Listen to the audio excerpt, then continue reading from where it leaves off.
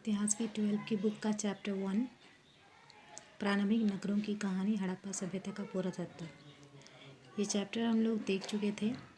आज का जो वीडियो है इसमें हम क्वेश्चन आंसर पे बात करेंगे और हम शुरुआत करेंगे ऑब्जेक्टिव क्वेश्चन आंसर से। चलिए स्टार्ट करते हैं।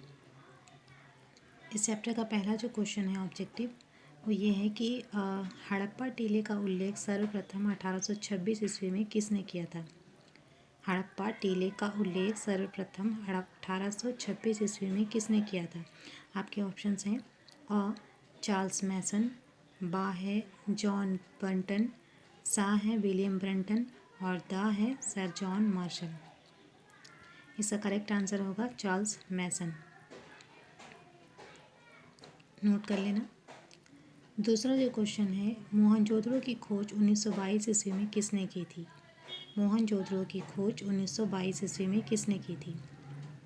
ऑप्शंस हैं दयाराम साहनी, माधव स्वरूप वत्स, राखाल दास बनर्जी और रंगनाथ राव। इसका करेक्ट आंसर होगा राखाल दास बनर्जी। नेक्स्ट क्वेश्चन है सिंधु घाटी सभ्यता में हल का प्रमाण कहाँ मिला है। सिंधु घाटी सभ्यता में हल का प्रमाण कहाँ मिला। सिंधु घाटी सभ्यता की खुदाई से बहुत सारी चीज़ें प्राप्त हुई है और हर एक चीज़ किसी एक स्पेसिफिक स्थान से प्राप्त हुई है। तो यहाँ पूछा गया है जो हल प्राप्त हुआ है वो किस स्थान की खुदाई से प्राप्त हुआ है। आपके लिए ऑप्शन दिए गए हैं हड़प्पा, मोहनजोदड़ो, रोपड़ और कालीबंगा और इसका करेक्ट आंसर होगा कालीबंगा। नेक्स्ट क्वेश्चन है हड़प्पा सभ्यता में अवतल चक्की पर किस पुरातत्वविद ने प्रकाश डाला। हड़प्पा सभ्यता में से प्राप्त अवतल चक्की पर किस पुराविद ने प्रकाश डाला। आपके ऑप्शंस हैं कनिंघम, अर्नेस्ट मैके, जॉन मार्शल और सूरज भान। इसका करेक्ट आंसर होगा अर्नेस्ट मैके। अगले क्वेश्चन पे आते हैं सिंधु घाटी के निवासियों को किस धातु का ज्ञान नहीं था। देखिए यहाँ पे क्वेश्चन पे ध्यान दीजिएगा, ज्ञान नहीं था पूछ रहा है तो और ऑप्शन दिए हुए हैं सोना, चांदी, लोहा और तांबा। इसका करेक्ट आंसर होगा लोहा। सिंधु घाटी सभ्यता को लोहे का ज्ञान नहीं था। अगले क्वेश्चन पे आते हैं मोहनजोदड़ो किस भाषा का शब्द है। मोहनजोदड़ो किस भाषा का शब्द है। आपके ऑप्शन हैं हिंदी, सिंधी, उर्दू और फारसी। ऑप्शन एक बार और रिपीट करती हूँ, हिंदी, सिंधी, उर्दू और फारसी। इसका करेक्ट आंसर होगा सिंधी। मोहनजोदड़ो जो है वो सिंधी भाषा का शब्द है जिसका अर्थ होता है मृतकों का टीला। अगले क्वेश्चन पे आते हैं कालीबंगा स्थित है, मतलब कालीबंगा भारत के किस राज्य में या किस इलाके में स्थित है। आपके ऑप्शन हैं सिंध में, बंगाल में, उत्तर प्रदेश में, राजस्थान में। इसका करेक्ट आंसर होगा राजस्थान में। नेक्स्ट क्वेश्चन पे आते हैं। नेक्स्ट क्वेश्चन है राय बहादुर दयाराम साहनी ने कहाँ उत्खनन करवाया था। राय बहादुर दयाराम साहनी ने कहाँ उत्खनन करवाया था। आपके ऑप्शंस हैं मोहनजोदड़ो, हड़प्पा, लोथल, कालीबंगा। इसका करेक्ट आंसर होगा हड़प्पा। अगले क्वेश्चन पे आते हैं निम्नलिखित हिंदू देवताओं में से कौन सैंधव सभ्यता का प्रमुख देवता था। मतलब यहाँ कुछ देवताओं के नाम दिए गए हैं, आपको बताना है कि सिंधु घाटी सभ्यता जो थी उस सभ्यता में कौन सा देवता प्रमुख था। आपके ऑप्शंस हैं गणेश, शिव, विष्णु और वरुण। करेक्ट आंसर होगा शिव।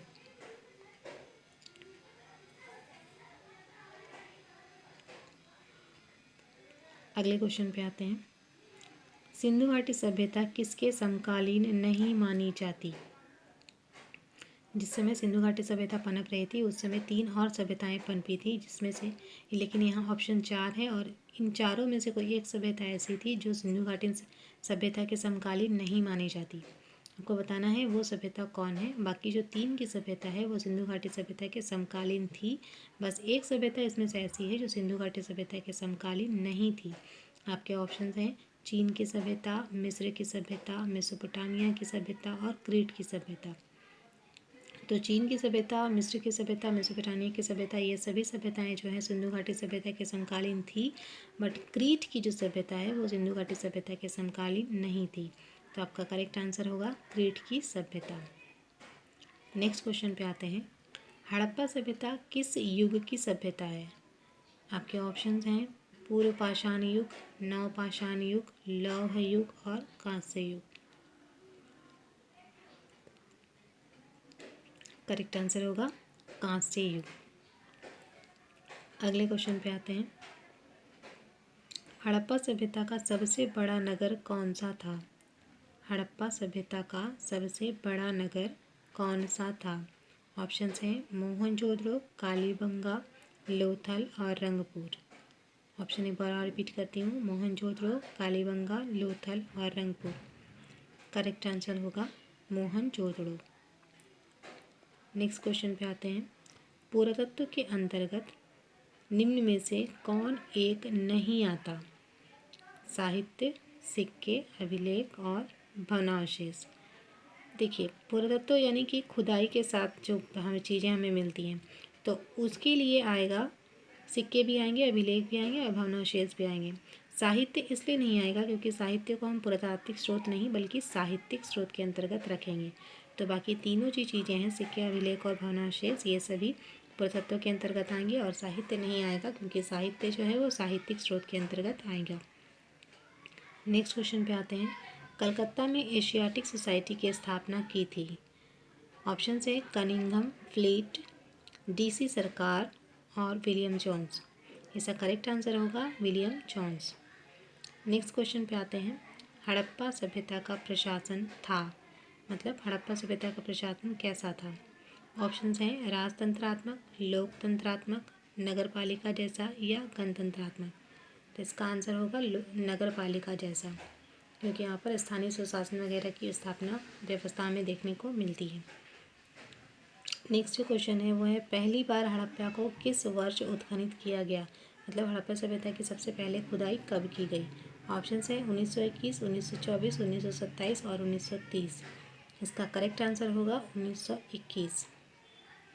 नेक्स्ट क्वेश्चन है सिंधु घाटी सभ्यता में गोदीबाड़ा कहाँ से मिला है? गोदीबाड़ा मतलब होता है बंदरगाह। ऑप्शन दिए हुए हैं कालीबंगा, रोपड़, बनवाली और लोथल। इसका करेक्ट आंसर होगा लोथल।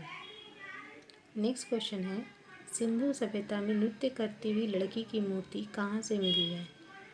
आपके ऑप्शंस हैं लोथल, हड़प्पा, लोथल, हड़प्पा, मोहनजोदड़ो और मांडा। इसका करेक्ट आंसर होगा मोहनजोदड़ो। नेक्स्ट क्वेश्चन पे आते हैं। मोहनजोदड़ो किस नदी के किनारे स्थित है?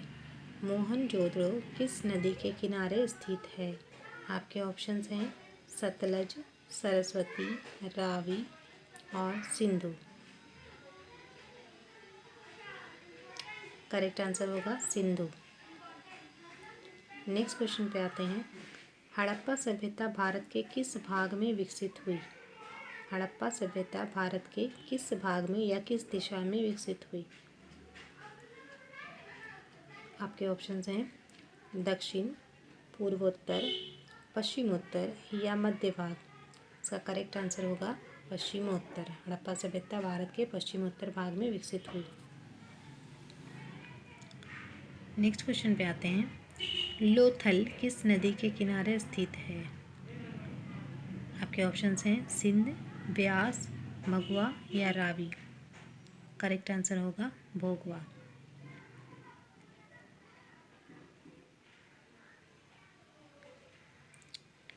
यहाँ पे कथन और कारण से क्वेश्चन दिया हुआ है। कथन 1 है दयाराम साहनी ने हड़प्पा की खोज की और कथन 2 है हड़प्पा के एक टीले से खोज की संभावना पहले से व्यक्त की जा रही थी।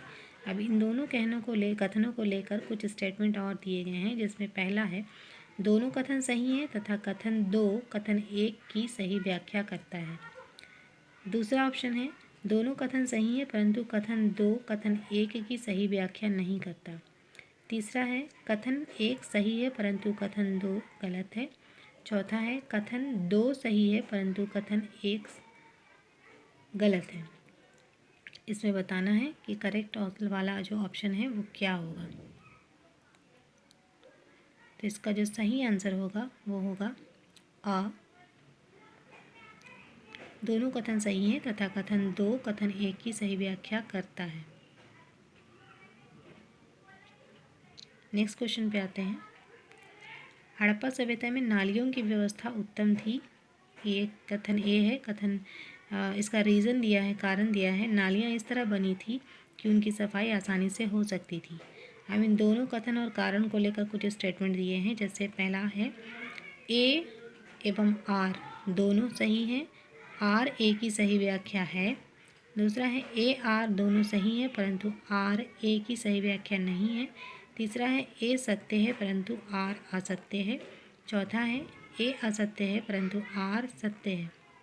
इसका करेक्ट आंसर होगा आ, यानी ए और आर दोनों सही हैं तथा आर ए की सही व्याख्या करता है। तो ये था ऑब्जेक्टिव क्वेश्चंस और उसके आंसर। इसको आपको बहुत ध्यान से वीडियो को देखना है और क्वेश्चन आंसर याद करना है, क्योंकि यहाँ से क्वेश्चन एग्ज़ाम में बहुत सारे पूछते हैं। नेक्स्ट जो वीडियो होगा उसमें हम इसी चैप्टर के क्वेश्चन आंसर को आगे बढ़ाएंगे। आज का वीडियो यहीं एंड करते हैं। Thank you.